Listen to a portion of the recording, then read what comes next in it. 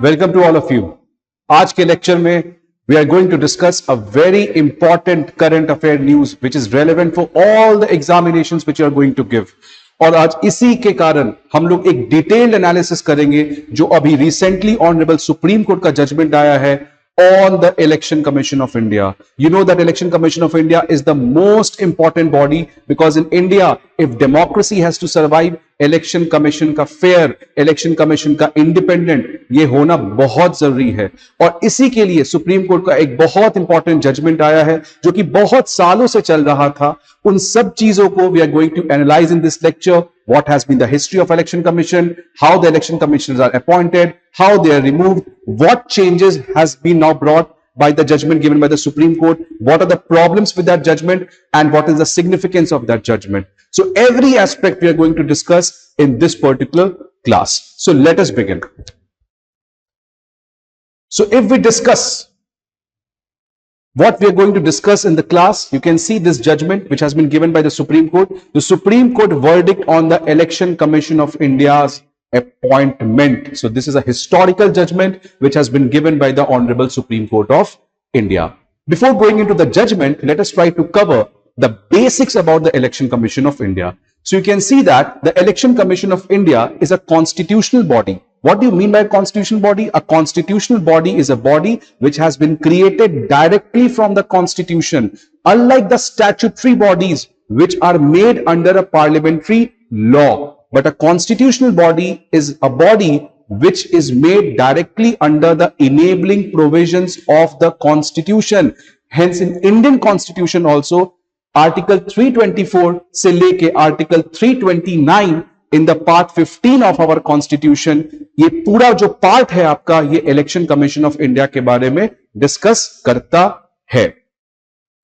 It is the guardian of free and fair election. You know that in India or in any democracy, free and fair election is the most important prerequisite for having a democratic setup.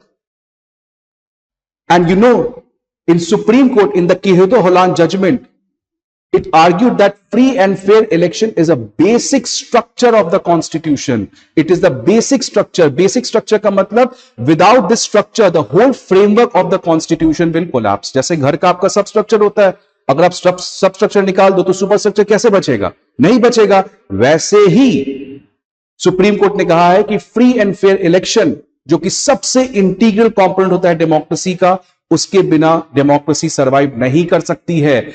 And which agency is there to do this job? It is none other than the Election Commission of India, right? Then Article 324, sorry. So Article 324 basically is a lengthy article, but जितना exam के point of relevant है वो हमने यहां पे लिखा है. So Election Commission of India पहली बार उसका काम क्या है? इलेक्शन कंडक्ट करना. किसका इलेक्शन कंडक्ट करना? तो चार चीजों का इलेक्शन कंडक्ट करने का duty under article 324 has been given to the election commission of India. Those are parliament का इलेक्शन, जितने भी एमपीज के इलेक्शन है, स्टेट लेजिस्लेचर, एमएलए, एमएलसी, उन सबका इलेक्शन, प्रेसिडेंट का election and the vice president का इलेक्शन. सो ये चार ऑफिसेज हैं जिनके इलेक्शन के लिए election commission of India is the only body which has the power to conduct elections related to these four bodies. But what about the local bodies? What about the panchayatis? What about the municipalities? That is done by the State Election Commission. That is not done by the Election Commission of India. So that is the point. You should not get confused. Then the article also talks about what will be the composition. उस election commission में कितने members होंगे? So see, the election commission shall consist of a chief election commissioner and such members of other election commissioners, if any, as the president may from time to time fix.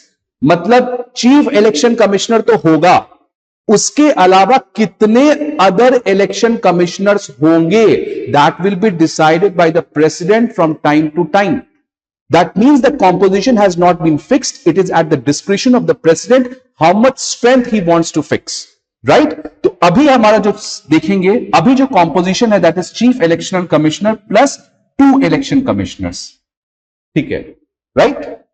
The second provision under this article is the appointment of the chief election commissioner and the other election commissioners shall be made by the president, shall be made by the president. तो इस article के अंदर आपका यह चीज लिखा है, ठीक है। तो इस आर्टिकल के अंदर लिखा है कि इलेक्शन कमीशन ऑफ इंडिया किन चीजों का इलेक्शन कंडक्ट करेगी, उसका कॉम्पोजिशन क्या है और इलेक्शन कमिश्नर्स का अपॉइंटमेंट कौन करेगा, राइट।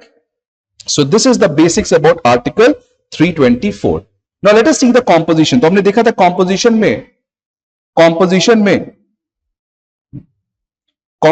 में we have discussed कि चीफ इलेक्शन कमिश्नर तो होगा, बाकी कितने इलेक्शन कमिश्नर्स होंगे ये डिसाइड कौन करेगा, ऑनरेबल प्रेसिडेंट। तो लेट अस सी किस तरीके से इवॉल्व किया है, राइट। सो 1950 से 1989 तक it was a single member body, that means only the chief election commissioner was there. There was no election commissioners. Then in 1989, President appointed 2 more election commissioners. So now it was made a multi-member body. Now it was made a multi-member body. तो chief election commissioner तो होंगे ही होंगे, बाकी 2 अलग से election commissioners भी आपके होंगे. Then in 1990, this system was abolished. Now it was again made a single-membered body. But in the year 1993 again, and from then till now, it is continuing as a multi-member body which consists of chief election commissioners and 2 other election commissioners. So as of now, Election Commission of India is a multi-member body which consists of A, chief election commissioner and B, 2 election commissioners. तो total कितने हो गए, 3। और आपको अगर बता दूं कि ये किस कॉन्टेक्स्ट में आया था, why it was made a multi-member body, क्या जरूरत पड़ी कि जब सिंगल मेंबर बॉडी था तो मल्टी मेंबर बॉडी बनाया गया। सो ईयर 1993 में क्यों किया गया? So let me tell you, this was not something which was a very noble thing और which was a very noble vision of the government, rather the government made this under the fear of none other than the most ever credible, independent, honest Chief Election Commissioner of India, T.N. Session Sir. He was a man, he was a complete statesman, he has a great vision, he was completely independent, he was not only telling but he was also able to bite the politicians who dare to commit any electoral malpractices. तो जब TN. Session को appoint किया गया chief election commissioner, तो उस समय की जो गवर्नमेंट थी वो घबरा गई, इसीलिए उनके पावर्स को कट करने के लिए 2 इलेक्शन कमिश्नर्स को और ले आया गया। अब अगर इलेक्शन कमीशन को कोई डिसीजन लेना है तो वोटिंग के थ्रू लेंगे, क्योंकि 3 लोग में वोट होगा। पहले क्या था, that person was completely autonomous to do whatever he wants, but now this body was made a multi-member body, so now there are 3 persons. So because of T.N. Session, which was the chief election commissioner from 1990 to 1996, the then government was fearful, and hence this body from single membered body, it was made a multi-membered body in order to clip the wings of the then chief election of commissioner, the T.N. Session Sir. Okay, then अब इस judgement में जो पूरा चीज आया है, this judgement is basically talking about the appointment. Although there are 4 parts of judgment जो हम लोग देखेंगे, but ये judgment का सबसे important जो conclusion है, that is the reform which has been brought to the appointment. तो देखते हैं अभी chief election commissioners या election commissioners का appointment होता कैसे है। So अगर हम लोग आर्टिकल 324(2) पढ़ेंगे कॉन्स्टिट्यूशन में, संविधान में, तो वहां पे लिखा है किस तरीके से इनको अपॉइंट किया जाएगा। So the election commission shall appoint the chief election commissioners and the election commissioners if any as the president may from time fix to fix, and the appointment of the chief election commissioner and the other election commissioners shall subject to the provisions of any law made in the behalf of parliament be made by the president.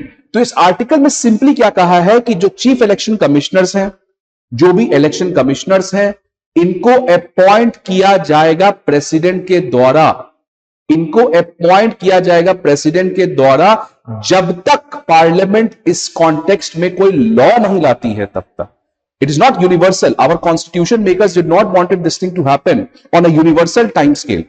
our constitution makers initially decided that yes, let us give this power to the president until and unless the parliament comes with a new law. But अभी तक parliament ने कोई law ही नहीं लाया है, इसीलिए अभी जितने भी इलेक्शन कमिश्नर्स हैं उन सबका appointment is done by the president. It is done by the president. And you know that in India we have the parliamentary form of government. So in parliamentary form of government, president is a nominal head and the real head is the prime minister, the council of minister led by the prime minister. इसीलिए president किसको appoint करेगा? क्या president के पास कोई description है? नहीं. President has to act as per the aid and advice given by the council of minister led by the prime minister. तो council of minister led by prime minister जो advice करेंगे president उसको appoint कर देंगे. इसको simply कह दे तो prime minister जिसको रिकमेंड करेंगे उसको प्रेसिडेंट अपॉइंट कर देंगे. तो कुछ मामला गड़बड़ नहीं लग रहा? Political head of the country और the prime minister is completely autonomous to appoint election commissioners, who has the important role of conducting free and fair election. हो सकता है वो कुछ biasness करे, who knows? Every person can do such thing. हो सकता है. तो इसमें ये प्रॉब्लम है क्योंकि ये कहा गया था कि पार्लियामेंट लॉ लाएगी तब तक ही केवल प्रेसिडेंट अपॉइंट कर सकते हैं, लेकिन पार्लियामेंट ने कोई लॉ ही नहीं लाया. बिकॉज कौन गवर्नमेंट चाहेगा पार्लियामेंट के द्वारा लॉ? आज ये गवर्नमेंट है, that government will also not want. इसके बाद एक नई गवर्नमेंट आएगी, that government will also not want to make a law, because every person does or every government does not want to lose the special power of appointing the person who is responsible to conduct the free and fair election of the country, the basic fundamental feature of a democracy. इसीलिए अभी तक इस पे कोई law नहीं लाया गया था. Right? So what are the challenges with the appointment? What are the problems with the appointment? क्या प्रॉब्लम्स है इन अपॉइंटमेंट के साथ? No law has been made by the parliament. Article 324 में था लॉ लाएगा, बट लॉ नहीं आया. Second, there are no checks and balances. It's completely opaque process. आप किसी को अपॉइंट कर सकते हो, there is no qualification, there is no transparency. And because of this, most of the times there has been accusations made by the political parties, opposition political parties, civil societies, global think tanks, that boss, your election commission is not working independently because the person who is heading that organization is appointed directly by the prime minister. And that's why you see there are controversies over the EVM, poll dates, election schedule, poor implementation of model code of conduct. तो model code of conduct में भी कभी कभार ये accusation लगाया गया कि जो इलेक्शन कमिश्नर्स हैं वो बाय पार्टिजन रोल नहीं कर रहे हैं, that person is acting in a biased manner. तो ये सब कुछ एलिगेशंस थे और जेन्युइन है, लगाए जाएंगे because the process is completely opaque. Supreme Court also in this judgment noted that there's a huge surge in the role of money and criminalization of politics. You know that in 2019 एक report आया था जिसमें यह कहा गया था कि इस साल का जो 2019 का लोकसभा इलेक्शन है उसमें लगभग 60,000 crore money was spend during the time of election, making it the world's most expensive election. Second, criminalisation. You know that in India अभी जो अपनी लोकसभा है उसमें लगभग 46% of MPs are facing criminal charges. So these are the serious problems. And that's why the Election Commission as an institution was scrutinized or was being accused. So that is why the Supreme Court has made now this particular reform. कि अगर आपका appointment ही ठीक नहीं है तो organisation काम ही नहीं कर सकती है. You can think in your daily life also how अगर आपको कोई अपॉइंट करेगा तो कैसे उसके अगेंस्ट जा सकते हो.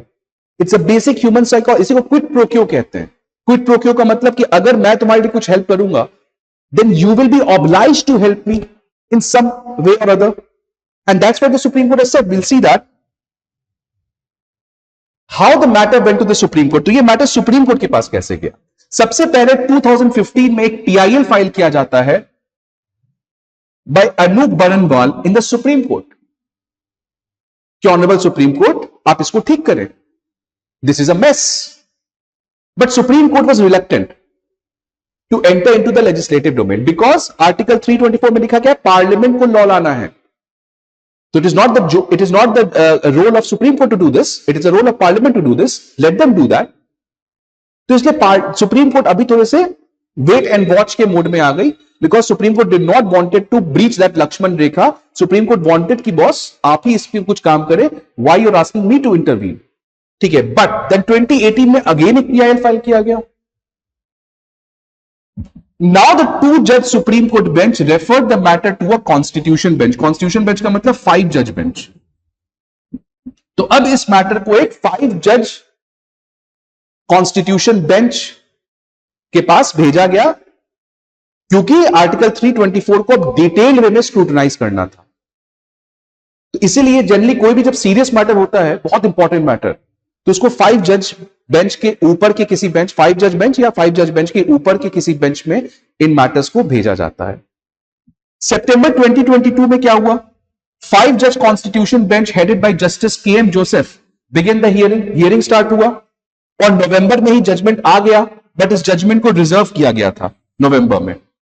बट नवंबर में एक और इंपॉर्टेंट इंसिडेंट हुआ था, जो may be you will be remember that एक बहुत कंट्रोवर्सी इरप्ट किया over the appointment of Arun Goyal as election commissioner at a lightning speed in less than 24 hours.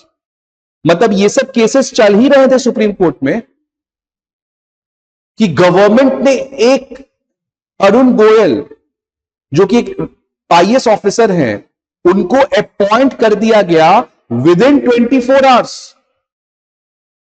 अरे भाई, 24 घंटे में कैसे आप किसी को अपॉइंट कर सकते हो? बहुत सारे रूल्स एंड रेगुलेशंस होते हैं. आपको IB से पूछना पड़ता है कि क्या ये पर्सन के ऊपर किसी तरीके के पुराने एक्यूजेशंस हैं and other things like that. तो इतने जल्दी से at such a speed, how can you ensure that the process was transparent, the process was deliberative? ठीक है, तो ये मामला अब थोड़ा सा सुप्रीम कोर्ट सुप्रीम कोर्ट को लगा कि अब हमें इंटरवीन करना पड़ेगा, बिकॉज पहली तो गवर्नमेंट कोई लॉ नहीं ला रही है, the parliament is not bringing any law, and second, जब जस्टिस अरुण गोयल का जब अपॉइंटमेंट हुआ इलेक्शन कमिश्नर की तरफ, तब लगा कि सुप्रीम कोर्ट को कि now it's the time that we should ensure that our basic structure remains as it is. क्योंकि हमने देखा है फ्री एंड फेयर इलेक्शन है basic structure which has been held by the Supreme Court. तो उसको बचाने के लिए supreme court is fully empowered to do that, right? Then so this was the Anup Barnwal versus Union of India. यही judgement आया. 5 जज है headed by Justice KM Joseph. Part 1. अब इसके 4 पार्ट्स में बात करेंगे इस जजमेंट के बारे में. सो पहला बात करते हैं पार्ट 1 अबाउट द अपॉइंटमेंट, जो सबसे इंपॉर्टेंट. तो इस पे सिंपली कहा क्या गया है, समझो.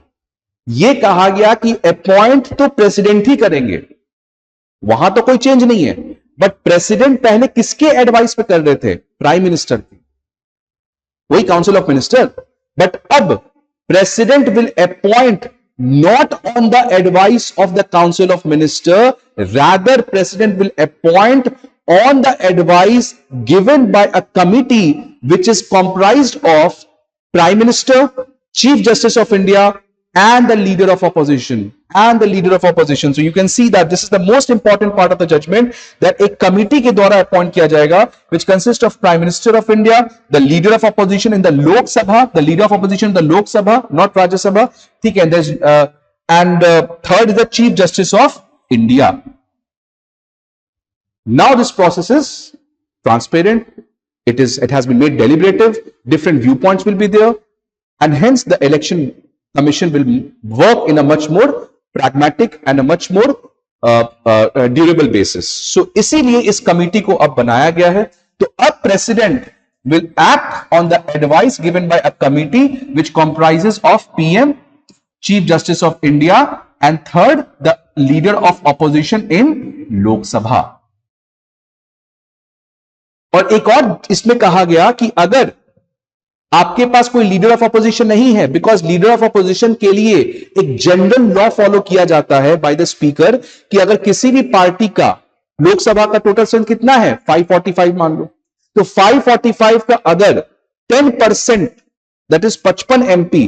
तो जिस भी पार्टी के पास 55 MPs होंगे उसी पार्टी का एक LOP बनेगा, उसी पार्टी का लीडर ऑफ अपोजिशन अपॉइंट किया जाएगा इन लोकसभा। बट अभी का अगर तुम लोकसभा देखोगे और लास्ट लोकसभा में देखोगे, so no party in opposition has this threshold.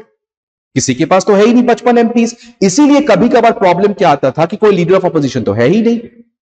इसीलिए उसको भी क्लैरिफाई कर दिया गया कि बॉस, अगर आपके पास लीडर ऑफ ऑपोजिशन नहीं है, दैट मींस आइडियली दैट वो 10% of the strength of the Lok Sabha, उस केस में आप जिस भी पार्टी का सबसे बड़ा मेजॉरिटी हो, सबसे बड़ा नंबर हो ऑपोजिशन में, उसको आप इस कमिटी में पोजीशन दोगे।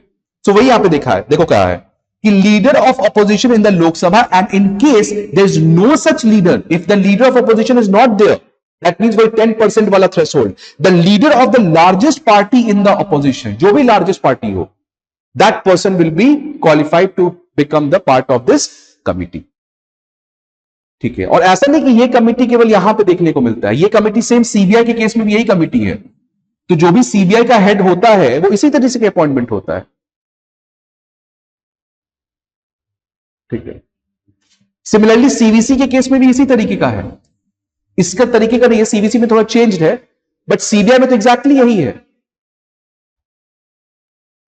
ठीक है, तो इस तरीके का अपॉइंटमेंट में आपको यहां पे रिफॉर्म किया गया। एंड देन द जजमेंट का सेकंड पार्ट कहता है, मतलब उसी पार्ट में, पार्ट 1 में ही अपॉइंटमेंट में क्या कहता है कि riding on the horse of independence, it can not act in an unfair manner either. Independence must be related finally to the question of what is right and what is wrong. A person who is weak-kneed before the powers that be cannot be appointed as an election commissioner. A person who is in the state of obligation or feels indebted to the one who has appointed him fails the nation and can have no place in the conduct of elections, forming the very foundation of the democracy, right? An independent person cannot be biased. State of obligation. Election commissioner जब तक ये सोचेगा कि boss, I have been appointed by the prime minister and hence I am obliged to return a favor to him. तो जब तक ये state of obligation में this person will live, he can never conduct his duty in the most honest, fair, integrity manner. यही कहा गया कि जब तक वो state of obligation में रहेगा, it's a general human tendency. If someone has done you something, you attempt to give it back to that person who has helped you. इसीलिए कहा कि स्टेट ऑफ ऑब्लिगेशन और फील्स इंडेप्टेड, जब तक that election commissioner will feel indebted to the person who has appointed him, he can never act in the most durable manner. So this is what the Supreme Court has talked about in the part A of the judgment, which is related to the appointment. So this is the most important thing. Second, part 2 on the removal. तो removal का क्या है बताते हैं. Chief election commissioners को कैसे हटाया जा सकता है. The manner in which the जजेस of the supreme court can be removed. ठीक है, कोई प्रॉब्लम नहीं है. एंड हाउ द जजेस of supreme court are removed, they are removed by a special majority in both the houses. What is special majority? Special majority is the maximum of 2. 50% of the total strength of the house. B, 2/3 of the member present and voting. So this is a huge number. बहुत मुश्किल है किसी जज को हटाना. आज तक किसी भी जज ऑफ सुप्रीम कोर्ट को इंपीच नहीं किया गया, रिमूव नहीं किया गया है. बिकॉज अब समझ लें 50% of the total strength of the house, that means Lok Sabha में आपको 274 मेजॉरिटी चाहिए. That is near to impossible. लेकिन क्या इलेक्शन कमिश्नर्स के लिए भी है? नहीं. तो जो बाकी के 2 इलेक्शन कमिश्नर्स हैं उनको कैसे हटाया जा सकता है? चीफ इलेक्शन कमिश्नर जो हैं वो रिकमेंड करेंगे गवर्नमेंट को कि बॉस इनको आप हटा दें तो ये हट जाएंगे. मतलब election commissioners does not have that security of tenure जो चीफ इलेक्शन कमिश्नर के पास है. तो ये भी एक प्रॉब्लम था. बहुत लोग गए सुप्रीम कोर्ट में कहे कि आप जो चीफ इलेक्शन कमिश्नर के पास जो सिक्योरिटी ऑफ टेन्योर है कि उसको हटा सकते हैं हम, जिस तरीके से जज ऑफ सुप्रीम कोर्ट को हटाएंगे तो सेम चीज आप एक्सटेंड कर दे इलेक्शन कमिश्नर्स के लिए भी. लेकिन सुप्रीम कोर्ट ने कहा कि नहीं, ये पॉसिबल नहीं है। ये इसीलिए पॉसिबल नहीं है क्योंकि अभी ऑलरेडी इलेक्शन कमिश्नर्स को हटाने के लिए एक सेफगार्ड है। क्या सेफगार्ड है? कि जब तक चीफ इलेक्शन कमिश्नर गवर्नमेंट को रिकमेंड नहीं करता है तब तक गवर्नमेंट इलेक्शन कमिश्नर्स को नहीं हटा सकती है। तो ये तो सेफगार्ड है ही। अब अगर मान लो एक एक्स्ट्रा सेफगार्ड दे दें कि पहले तो चीफ इलेक्शन कमिश्नर रिकमेंड करेंगे, उसके बाद फिर उसको हटाने के लिए स्पेशल मेजॉरिटी लगेगा बोथ द हाउसेस में। So this is not fair. मतलब ये तो एक एक्सेप्शनल हो गया। मतलब जजेस ऑफ सुप्रीम कोर्ट या चीफ इलेक्शन कमिश्नर, उससे भी ज्यादा मुश्किल हो गया एक इलेक्शन कमिश्नर को हटाना। बिकॉज चीफ इलेक्शन कमिश्नर्स को आप हटा रहे हो कैसे? Simply as that case of जजेस को रिमूवल, जजेस ऑफ सुप्रीम कोर्ट को जैसे हटाते हो। और इलेक्शन कमिश्नर्स कैसे हटते हैं? Chief election commissioner has to first recommend to the government and then the government can remove. But इसके ऊपर क्या कर रहे हो आप? एक और प्रोविजन डालना चाह रहे हो कि स्पेशल मेजॉरिटी भी लगेगा। तो ये लॉजिकल लग रहा है क्या कि इलेक्शन कमिश्नर के पास दो दो सेफगार्ड्स होने चाहिए? तो इसलिए कहा कि although it should be, but ये प्रैक्टिकली पॉसिबल नहीं है।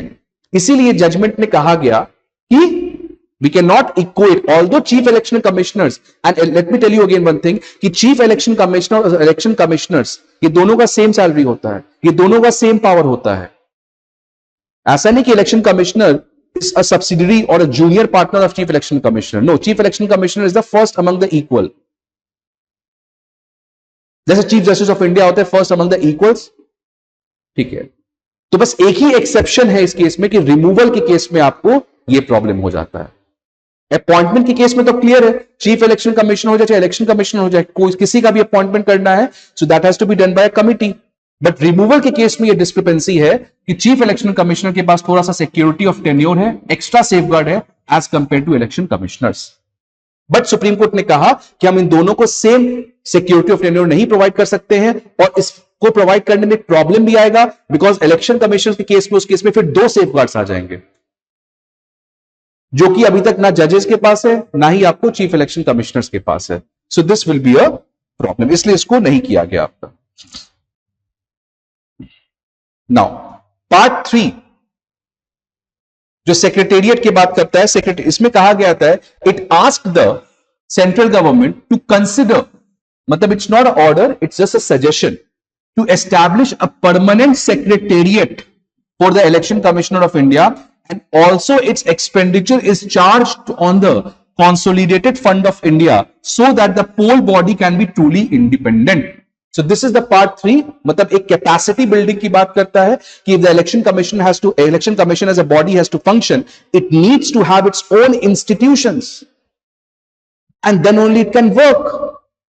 इसलिए कहा गया कि गवर्नमेंट आप प्लीज एक परमानेंट सेक्रेटेरिएट प्रोवाइड करें so that election commission has all the manpower, because you're going to conduct an election in a democracy which has 140 crore of people. It's not easy. You need the body to have its own institutional capacity. तो इसीलिए permanent secretariat बनाए and then उसका जो expenditure है it has to be charge to the CFI,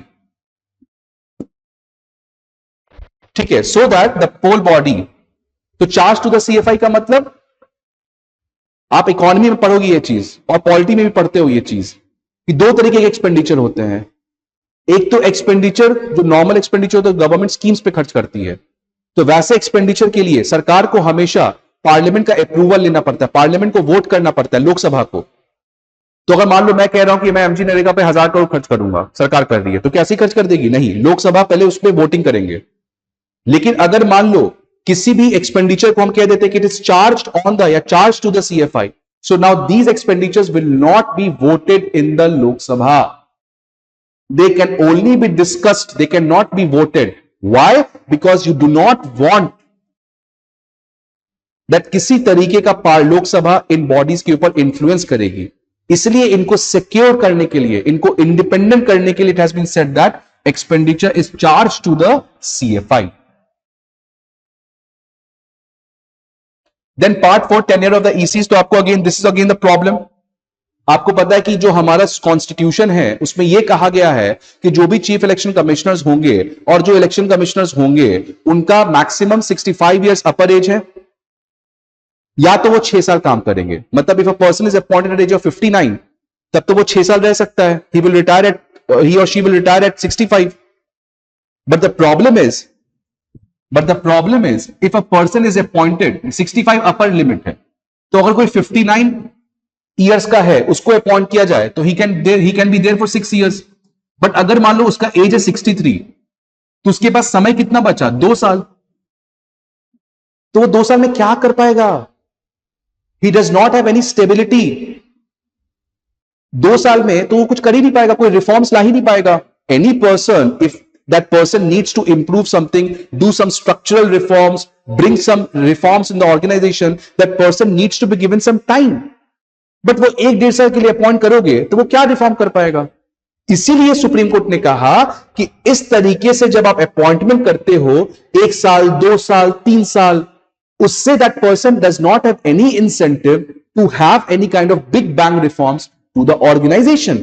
इसलिए कहा गया कि the philosophy behind giving a reasonably long stint to the appointee to the post of the election commissioner और the chief election commissioner is that it would enable the officer to have enough time. He should have that time to gear himself to the needs of the office and to be able to assert his independence. An assured term would instill in the appointment and preparation. An assured term कि हाँ आप 6 साल के लिए रहोगे ही रहोगे. A short-lived stint may drain the much-needed desire. That person will not have that desire to do something. इसीलिए कहा गया कि that person should be given some stability of tenure. Although it's a suggestion, केवल appointment वाला judgment binding है, ठीक है. बाकी यहां पे हमने देखा परमानेंट सेक्रेटेरिएट का भी जो सजेशन था, जजमेंट था, it was a recommendation. Similarly ये भी एक रिकमेंडेशन है कि government should think of giving such persons a stability of tenure. इसलिए उसको यंग एज में अपॉइंट कर दो so that he has that enough amount of time to bring the reforms which he wants. So these were the four parts of the judgement: appointment, removal, permanent secretariat and fourth the tenures. Now, what is the significance of this judgment? It is a unanimous judgment. Unanimous judgment का मतलब 5:0. मतलब there was no minority or there was no dissent. No judge had that dissent. तो जो final judgment आया है वो unanimous है. तो unanimous होने का मतलब it has a great weight. जैसे देखो अयोध्या केस में, जैसे देखो LGBTQ जजमेंट में, वो सारे unanimous जजमेंट थे. तो जब यूनानिमस जजमेंट आता है तो it carries its own significance. It is impossible for any parliament to turn that judgement. और ऐसा हुआ भी नहीं है आज तक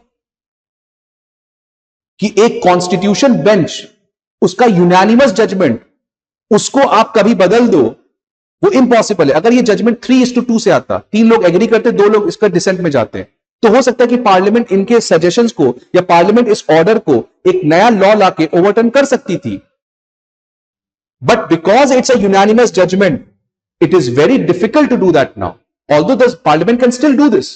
Parliament has all the power to do that. But the parliament will not think to do that because of the unanimous judgment. It will ensure the transparency of the appointment process, yes, and it has filled the constitutional vacuum. Constitutional vacuum का मतलब जो article 324 के अंदर एक parliament को law लाना था जिसके थ्रू अपॉइंटमेंट को रेगुलेट किया जाएगा, वो लॉ तो कभी आया नहीं. तो उस वैक्यूम को किसने फिल किया है? सुप्रीम कोर्ट ने. तो सुप्रीम कोर्ट लक्ष्मण रेखा को ब्रीच कर दिया, बहुत दिन वेट किया, but supreme court has to ensure that basic structure of the constitution survive. Basic structure survives, और इसके सर्वाइव करने के लिए ये चीज आपका किया गया. Then what are the issues with the judgement? Issues वही है आपके पास कि गवर्नमेंट ने कहा कि सुप्रीम कोर्ट आप ठहर जाए, रुक जाओ. Judicial restraint. See, this is our domain. We will bring a law. Don't worry. Why you are intervening? It is not your thing to do. Your thing is to just interpret the constitution. Your thing is not decide who will appoint the chief election commissioner and who will appoint the election commissioner. But Supreme Court ने कहा कि no, I can do that. Because Supreme Court is the only agency to ensure that our constitution lives. Because in India, we have constitutional supremacy. No one is above the constitution. And who is there to implement or ensure that the constitution is there? It is the Supreme Court. The Supreme Court को basic structure को तो बचाना है. It cannot ensure कि basic structure gets vitiated, gets violated. That's why Supreme Court has intervened. And second, Supreme Court has many times intervened. जब भी कहीं भी legislative vacuum है, उसके ऊपर कोई law नहीं है.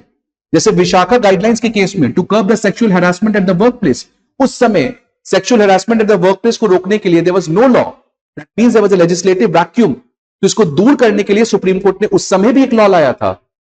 ऑल्दो उसके बाद पार्लियामेंट एक अलग से लॉ ला सकती है, बट कभी भी अगर लेजिस्लेटिव वैक्यूम होता है तो ऐसा नहीं कि supreme court will just sit at the fence, because supreme court has to ensure that constitutional democracy survives, and for that it has the right to do that. Because parliament क्या कर रही थी 75 साल से, क्यों नहीं लाया लॉ? उस समय तो सुप्रीम कोर्ट इंटरव्यू नहीं किया, बट सुप्रीम कोर्ट बहुत साल वेट किया। But boss, if you are not doing anything, we will have to do, someone has to take that pinch and do that, right? तो supreme court ने उस चीज को जस्टिफाई किया कि we can do this. So let us try to conclude now. So this is a part of electoral reforms. आपको पता है electoral reforms is very big topic. आपको इसको मेंस के लिए पढ़ना होता है। इलेक्टोरल रिफॉर्म्स में आपके पास साथ ही साथ डिफेक्शंस, मनी, इलेक्टोरल बॉन्ड्स, ये बहुत सारे इश्यूज होते हैं। इसका एक पार्ट को सुप्रीम कोर्ट ने कुछ हद तक ठीक किया है, so that now the persons can trust those institutions, because now the transparent एक तरीके से अपॉइंटमेंट जो प्रोसेस है वो काफी ज्यादा ट्रांसपेरेंट हो गया है। But let me tell you, despite all the things, एक ही चीज है जो इस चीज को ठीक कर सकती है, that is who is heading those institutions. The requirement of statesmanship, the requirement of having complete integrity, complete devotion, complete dedication, complete honesty, probity, जब तक ये नहीं है ना, अंबेडकर ने कहा था कि does not depend what kind of government you have, what kind of constitution you have. Ambedkar ने कहा था एक समय, it is not important what kind of, which type of constitution you have, what kind of government you have. It does not matter whether you have a parliamentary system or a presidential system. It does not matter. It only matters who is running the constitution, who is running the government.